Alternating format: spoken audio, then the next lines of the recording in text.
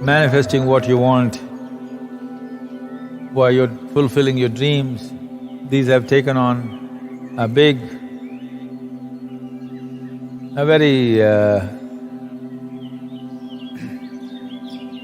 a dimension or a size that it should not. People setting their goals of life at the 18, 20, that I want to become this or that. I'm not saying it's wrong, I'm not saying it's not necessary, it is to some extent.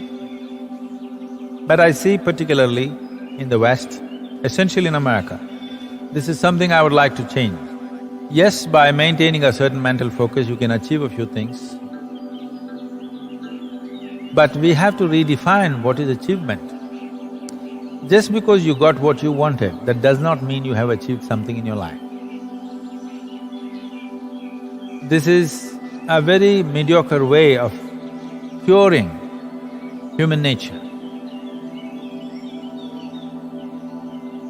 What few material things that you want, either in terms of profession, relationships, or as you said, you added community projects, that is also one kind of career. So right now, this little auto rickshaw, which is supposed to take 3 people in it, carrying 10 people, somehow he zigzags up this hill and makes it to the top, it's an achievement. He switched off his engine, probably sitting for a chai. It's an achievement. I'm saying it is not an achievement. Yes, socially it is relevant. Personally, economic and other benefits may be there. Yes, few things have to be done like that, I'm not questioning that. But if you're looking at… if you're calling this a vision, sorry, I wouldn't call this a vision. This is a petty desire which could have been done in so many ways. These things have become big in people's minds because they have set their goals.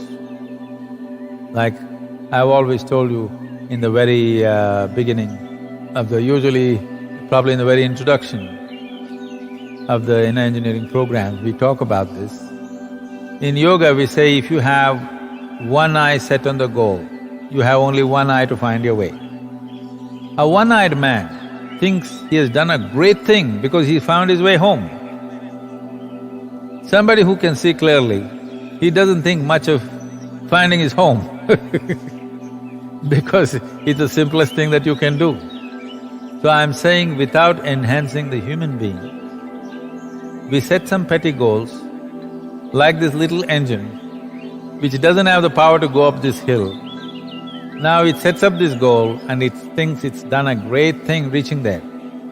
But if it built itself into a more powerful engine, without effort, it would be there. This is where human focus should be. Human focus should not be about what should I become, what should I have. Having and becoming should not be your goal. It should be about how can I enhance this life. When I say life, I'm not talking about your profession, your career, your relationships, your community projects, no, I'm talking about this life. How to make this from what it is to a much upgraded or high-powered life. Just do that. If you do that, then this will do whatever it has to do. This is what yoga is about. Don't worry about what you should have, what you should do. Just make this into a powerful engine, it will climb any hill. So this should be your vision, not about, I want to get this kind of job, I want to earn so many $1,000, I want to marry this pretty girl in the neighborhood. No, just grow this into a size and a potential beyond what it is right now, all these things will happen. All these things will happen more than you ever imagined. And above all, the quality of your life will not be determined by the arrangements of your life. The quality of your life will be determined by what's throbbing here, and that's how life should be. Because it's life, not the arrangements of life. and life happens within. What you arrange is of social consequence, not of any existential or life consequence. So, do not call petty desires as vision. I want to buy a new model car and it happened. It'll anyway happen because they're giving you 0% interest-free loan and they'll collect it back from you in 10 years' time. Anybody can buy any damn car, it doesn't mean anything. But sitting in that car, what are you going to do? Only if your neighbors look at you and they envy you, you feel good. If all of them have bigger cars, you anyway feel like nonsense once again. That's all it is. But if this human being is enhanced, whether you sit in the city or you sit among these rocks, you sit in the mountain alone by yourself, wherever you sit, it's fantastic. Success cannot be taught. You can only teach somebody a certain process of doing things, depending upon their intensity, intelligence, involvement, and of course the benevolence of time. Whatever we do is subject to the times in which we exist, we should never forget that. So considering all these things when they fall together, success is a consequence. Nobody can work on a consequence. You can only work on a process. The only thing that I've inculcated with everybody here is to be absolutely devoted to the process. Now, process is a daily ongoing thing. Success is only in other people's eyes. They think you're successful, they think you're failure. But essentially what you're doing is doing the process right. What you have to do today, you're doing it right. So there is a systemic stability to what we do. And of course you need a spark of genius. So this is something that everybody should look at. There is a systemic stability. System is like an insurance that you can fall upon always.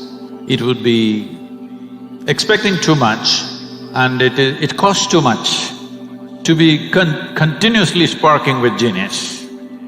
But if there is no spark of genius, system will do mediocre things continuously. If there is too much genius and no system, then you will do spectacular things here and there but nothing endures. So this is a balance which one has to find. The question is only, the life that you are, is it finding full expression? That's the important thing. How is this related to my business? That's always the question. If you think the person who's conducting the business, his quality and his state of being and his ability does not decide the quality of the business, then we know who you are. The most important step in this direction is, anything and everything that you do should become a conscious process, not a compulsive reaction to something that's happening around us, including your business. Only then, you will unravel yourself. This is a fundamental transformation every human being has to bring in their life, otherwise you will not see great human beings. If you don't see great human beings, you will not see a great society or a nation. If you don't see great societies and nations, there is no great world and there is no great life. Well, people may be living in palaces, but what's happening in their minds, if you look at it, it's absolutely disappointing. I have seen so many billionaire beggars. Yes, because their attitude is still that of a beggar, the same insecurity, the same struggle. 99% of the humanity, unfortunately, they are an issue by themselves. In this condition, how to address the outside issues? This itself is an issue, it keeps you engaged.